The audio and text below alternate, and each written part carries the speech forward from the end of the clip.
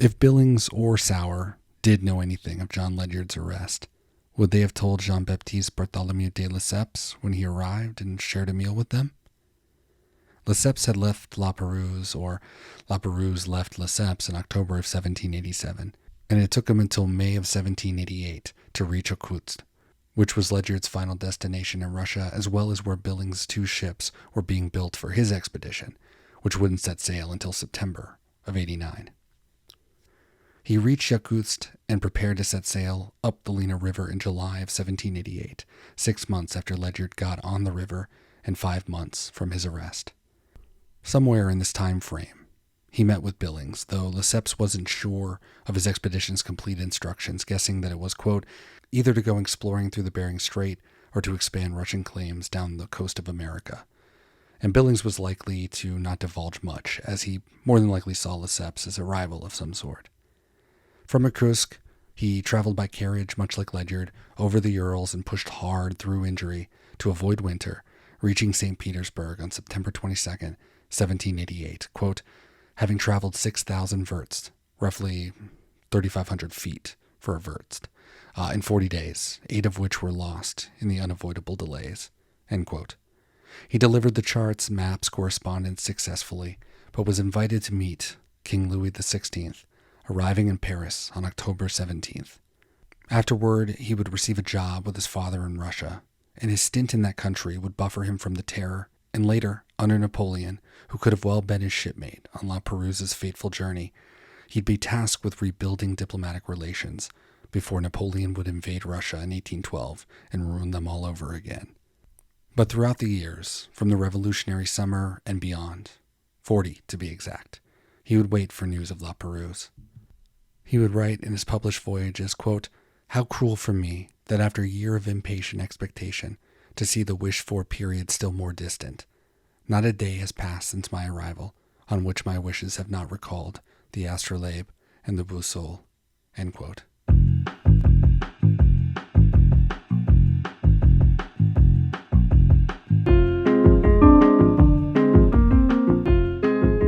Welcome to Expeditions, a podcast around Lewis and Clark, where we look at the history and historiography of the expedition, one day at a time. We are everywhere at Expeditions Pod, social media, Patreon if you want to support the show, as well as our website. You are currently at the end of mile marker 2, episode New Proclamation Lines.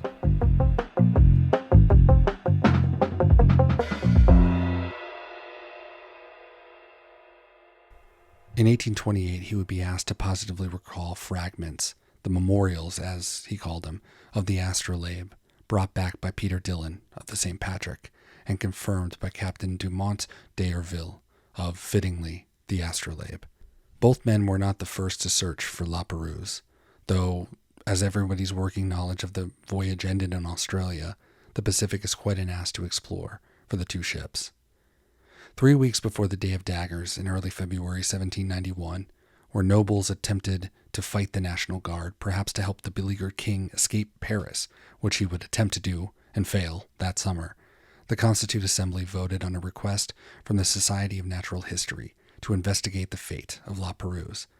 It would pass, and in time the ship, beleaguered by many issues, political affiliations being only one of them, would be unsuccessful in locating any trace of Lapérouse, despite circling the area and sailing by Vanikoro in the Solomon Islands, where Dillon would hear of in 1826 before procuring a boat 2 years later.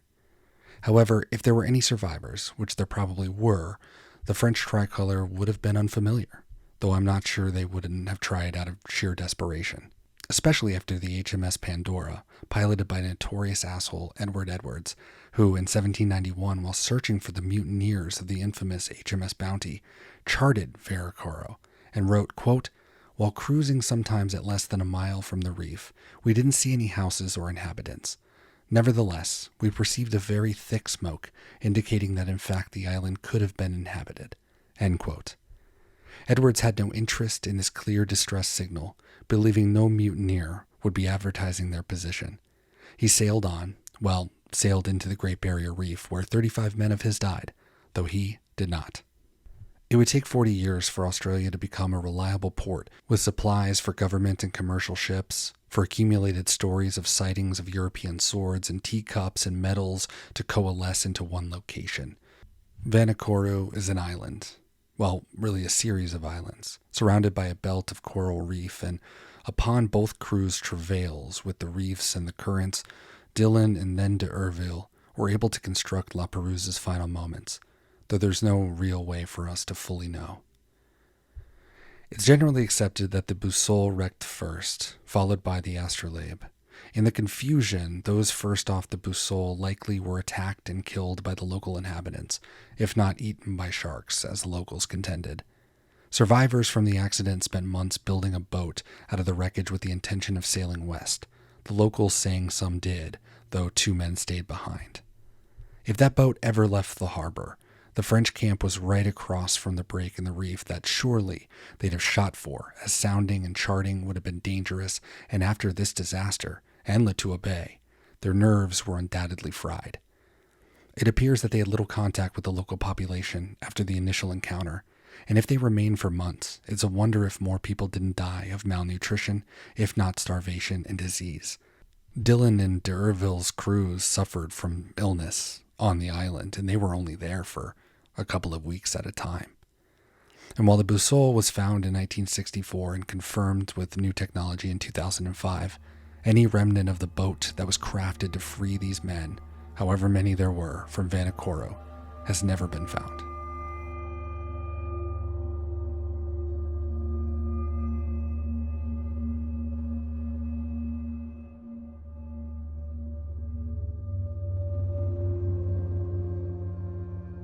As the men of the Lapérouse expedition eked out what was to be the final months of their lives, John Ledyard returned to London in the spring of '88 and was drafted into his next adventure and the next colonial preoccupation of Europe, exploring Africa.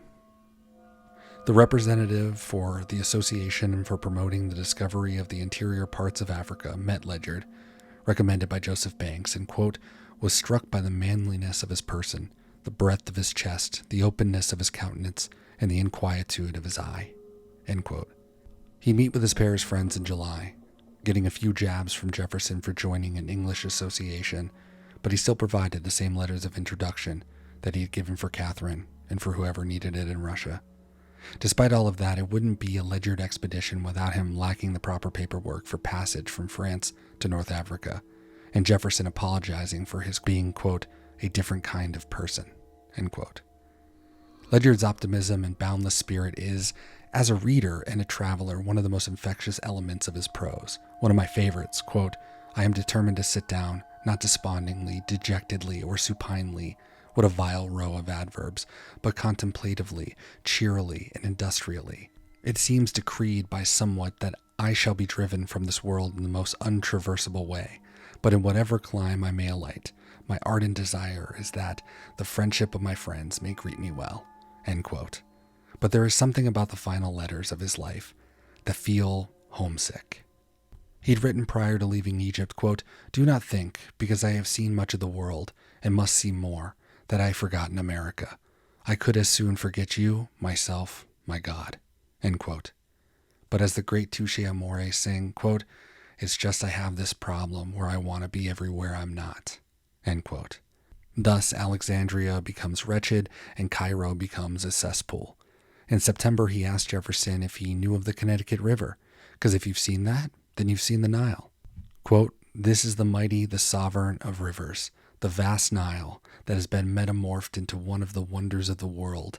Let me be careful how I read, and above all, how I read ancient history, end quote. And as for the weather, quote, I think I have felt it hotter at Philadelphia in the same month, end quote. In November, he writes what is believed to be his final letter on Earth. In it, he misses Lafayette, who is busy with the tumult that is about to envelop France. He advises Jefferson to burn his histories, quote, without entering into a discussion. That would be too long for a letter. I cannot tell you why I think most historians have written more to satisfy themselves than to the benefit of others, end quote. He has a final word on the disagreeability of religion and assures Jefferson, quote, that even your curiosity and love of antiquity would not detain you in Egypt 3 months, end quote. He closes with one last paean to the twin flames of his adventurous life, lonesomeness and fate. Quote, "From Cairo, I am to travel southwest about 300 leagues to a black king. Then my present conductors will leave me to my fate. Beyond, I suppose, I shall go alone." End quote. But if Jefferson doesn't hear from him, and it's clear that Ledyard wants to be heard by him almost more than anyone save Lafayette, quote, "Do not forget me in the interval of time, which may pass during my voyage from thence to Europe, and as likely to France as anywhere. I shall not forget you. Indeed, it will be a consolation to think of you in my last moments. Be happy." End quote.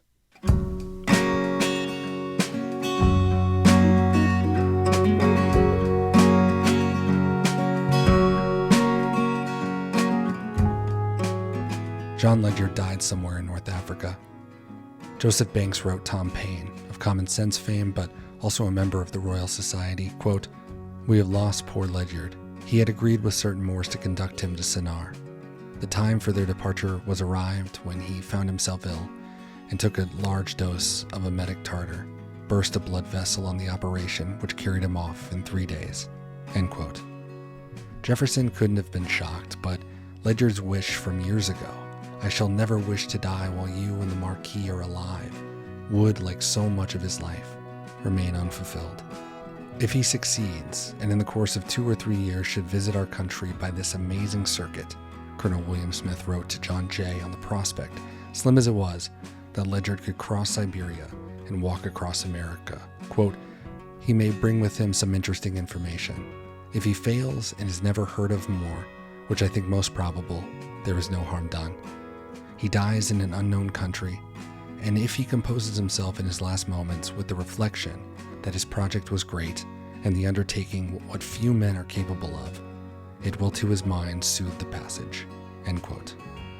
Of that we cannot know, but Sparks relates, quote, "The best medical skill in Cairo was called to his aid without effect, and he closed his life of vicissitude and toil at the moment when he imagined his severest cares were over and the prospects before him were more flattering than they had been at any former period."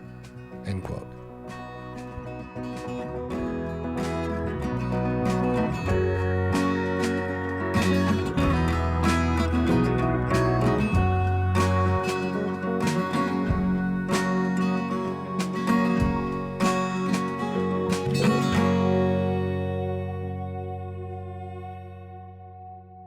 What eyes do travelers see with? Are they fools or rogues? John Ledyard asked Thomas Jefferson, who sailed out of France in September of 1789. Prior to leaving, almost anticipatorily, is that even a word?